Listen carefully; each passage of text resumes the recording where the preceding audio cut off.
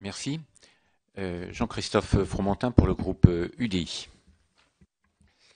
Merci, Monsieur le Président. Merci pour cette présentation, Monsieur Laurent. Il y a trois sujets ou trois questions, en tous les cas, qui interpellent dans cette approche sur l'égalité des territoires. La première, c'est, vous l'avez évoqué au début de votre présentation, c'est quelle égalité, et on mesure la complexité du positionnement du curseur quand on parle d'égalité des territoires. Moi, je me rappelle, il y a 2 ou 3 ans peut-être, un rapport avait été présenté sur le classement des régions françaises avec 2 critères, le critère du PIB par habitant et un critère d'IDH.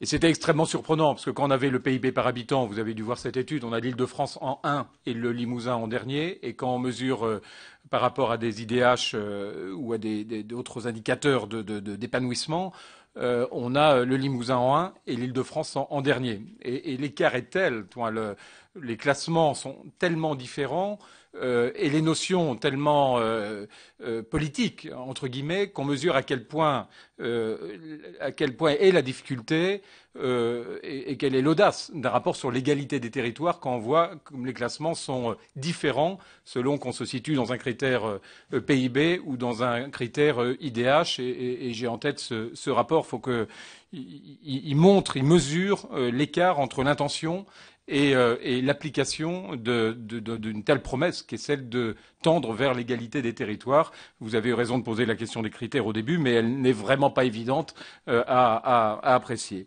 Le deuxième élément, c'est sur, là aussi, la complémentarité, l'opposition, l'articulation entre les métropoles et le reste des territoires. Et là, je serai plus nuancé quand vous parlez du fait métropolitain à l'échelle mondiale, parce que je ne suis pas sûr que le fait métropolitain soit le même selon qu'on se situe dans des pays émergents ou dans des, entre guillemets, vieilles économies comme les nôtres.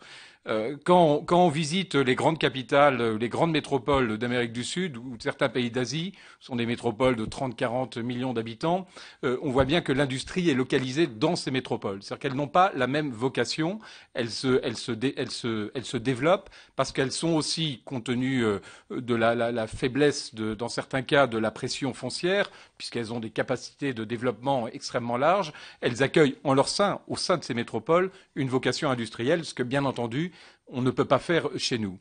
En revanche, dans un pays comme le nôtre, le territoire est petit, le territoire est assez concentré. Et je pense que la question doit se poser, certes, dans le développement des métropoles, mais plutôt dans l'articulation des zones denses et des zones à faible densité, considérant que les zones à faible densité doivent être maintenues parce qu'elles ont une vocation productive. C'est les zones qui accueillent de l'industrie, c'est les zones qui accueillent de l'artisanat, c'est les zones qui accueillent de l'agriculture, comme on vient de le dire. Et ces éléments, l'agriculture, l'artisanat ou l'industrie et les PME, n'ont d'avenir que si elles se rapprochent d'une métropole, parce que c'est la métropole qui va leur donner finalement la valeur ajoutée dont elles ont besoin pour être compétitives. Et je crois que, ça a été un peu dit par l'interlocuteur précédent, je crois que le vrai sujet de ce point de vue, c'est les mobilités entre les zones denses et les zones à faible densité. Si vous prenez une entreprise industrielle, si vous la mettez à 2 heures ou 3 heures d'une métropole, elle est morte, elle n'a pas d'avenir. Si vous la mettez près d'une métropole, non pas dans la métropole, parce qu'on ne pourra pas, mais près d'une métropole, elle pourra à ce moment-là puiser dans la métropole des fonctions immatérielles qui permettront de retrouver une perspective de compétitivité hors coût, hors prix. Et ça, je crois que cette articulation entre des zones denses et des zones à faible densité doit être vraiment un choix politique extrêmement fort, parce que c'est ça qui va générer, ou régénérer plutôt, nos activités économiques et nos activités industrielles. C'est ça qui donne le sens aussi à notre travail sur la valeur ajoutée. Parce que si on fait de la valeur ajoutée sans l'adosser à un projet industriel ou à un projet artisanal ou agricole, notre valeur ajoutée sera de toute façon challengée à terme par les pays émergents qui ont plus de moyens que nous. Enfin, dernier point, c'est les mobilités. Vous n'avez pas cité le mot dans votre présentation, mais sans doute ces mobilités sous-tendent vos travaux. Je crois qu'on a un vrai sujet, vous voyez, parce que mettre tout le monde à égalité sur son territoire, c'est impossible.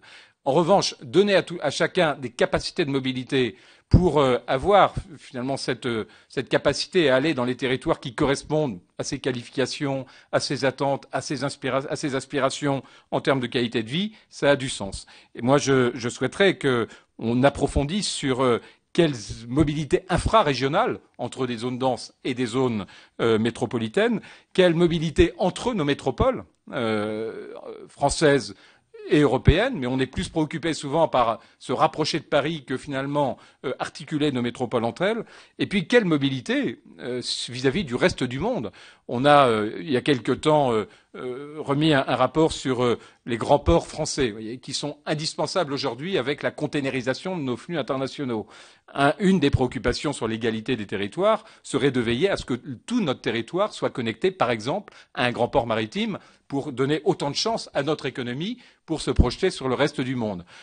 Une des mobilités avec le reste du monde serait de s'assurer, et quand on voit le débat à Nantes autour de l'aéroport, que finalement il y a une carte des aéroports qui mette chacun à proximité là aussi d'un aéroport qui le connecte au monde dans une proportion à peu près similaire. Donc je crois que les mobilités, que ce soit infrarégionales, intermétropolitaines ou avec le reste du monde, sont des éléments d'égalité des territoires, tels que vous l'évoquiez au début, qu'il est indispensable de les relier à des travaux comme ceux que vous menez.